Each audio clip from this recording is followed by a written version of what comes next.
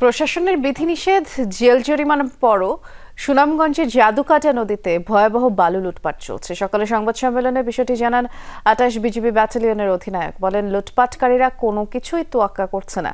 গত কয়েকদিন ধরে পরিকল্পিতভাবে ১.৫ থেকে ২ হাজার নৌকা যোগে অন্তত ১৫,০০০ লুটেরা মব সৃষ্টি করে বালু লুট করছে।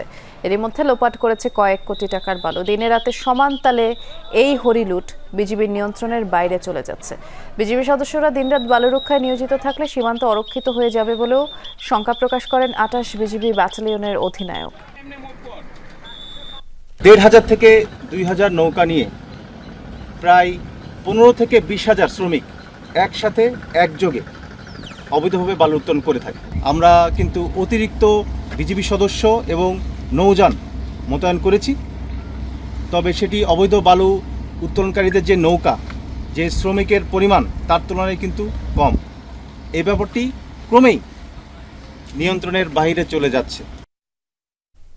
আমরা এ বিষয়ে বিস্তারিত জানতে সুনামগঞ্জে যাচ্ছি। সহকর্মী সোহানুর রহমান অপেক্ষা করছেন আমাদের জন্য। সোহান, কমপক্ষে ১৫,০০০ লুটেরা বালু লুটপাট করছে, এর মূল হোতা কারা? প্রশাসন কি কাউকে চিহ্নিত করতে পেরেছে? আর স্থানীয়রা বিষয়টি নিয়ে কি বলছে? প্রাণ সসের মাখামাখি টেস্ট নুডলসকে করে তোলে আরো ইয়ামি, আরো জোস। প্রাণ সস, সসের বস।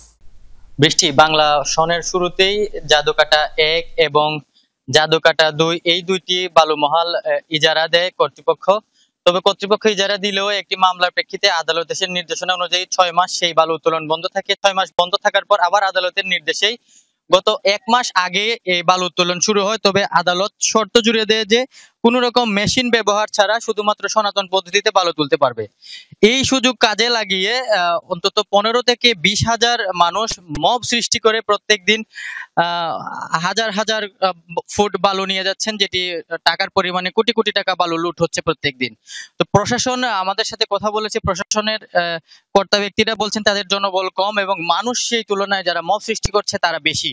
সেই কারণে তারা অসহায় হয়ে পড়েছেন। আপনারা নিশ্চয়ই স্ক্রিনে দেখতে পাচ্ছেন, এখন নদীর পার রক্ষায় ইজারাদারের পক্ষ থেকে বাঁশ দিয়ে এটিকে রক্ষার একটি চেষ্টা চলছে এবং প্রশাসন যেহেতু মানুষ আটকাতে ব্যর্থ, তাই তারা এখন যারা মূল হুতা, যারা এই কার্যক্রমের উদ্যোক্তা, তাদেরকে ধরার চেষ্টা করেছে। ইতিমধ্যে নাম প্রকাশ করেছে, তার মধ্যে একজন হচ্ছেন স্থানীয় একজন শিক্ষক আব্দুল কাইয়ুম মাস্টার। এছাড়াও প্রশাসন আরো বলছে যে অন্তত ৬০ থেকে ৭০ জন যারা মূল হুতা তাদেরকে তারা চিহ্নিত করেছে এবং দ্রুতই তাদের বিরুদ্ধে যে নিয়মিত মামলা আছে নদী এবং বালু সংরক্ষণ আইনে, সেই মামলা দিয়ে তাদেরকে ধরতে অভিযান অব্যাহত রাখবে। এছাড়াও আজকে থেকে আমরা দেখেছি এখানে স্থায়ী একটি ক্যাম্প বসেছে পুলিশের। তো সর্বোপরি এখানকার নদীর পার রক্ষায় প্রশাসন সচেষ্ট আছে। এখন দেখার বিষয় কতটুকু সেটি থাকে। বৃষ্টি, অনেক কিছুই আসলে এখানে দেখার বিষয় রয়েছে। ধন্যবাদ, আপনি বিস্তারিত জানাচ্ছিলেন।